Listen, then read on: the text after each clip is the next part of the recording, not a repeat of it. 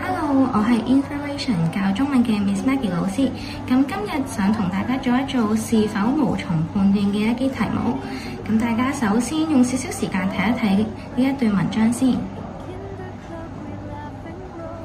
好，咁我哋就一齊嚟睇題目啦。北極狐喺冬季會轉成灰褐色毛皮，以避免被天敵發現。咁呢一條題目嘅重點就會係冬季同埋灰褐色毛皮啦。我哋睇一睇文章。北極狐嘅毛色會隨住季節變化，冬季係全身雪白以利偽裝。咦？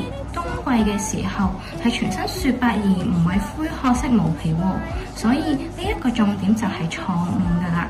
咁同學做呢條問題嘅時候就會發現原文根本就唔係題目咁樣，所以答案就會係否啦。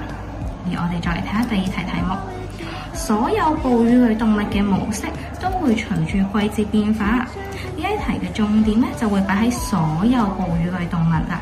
我哋睇一睇個文章。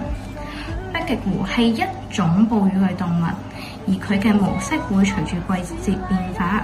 咦？文章淨係講咗北極狐呢一種哺乳類動物會變喎，但係冇提及到所有哺乳類動物會唔會變㗎。所以我哋會做問題嘅時候會發現原文根本冇提到所有哺乳類動物，所以呢題嘅答案就會係無從判斷啦。而第三題我哋可以睇到個選擇就剩翻是同否兩個選項，咁就係因為近年 DSE 大多數都會刪除咗無從判斷，但係其實咁樣唔代表題目會變得更加簡單，反而會出現一啲朦朧同埋難以分辨嘅題目。咁我哋而家就一齊試下呢一題啦。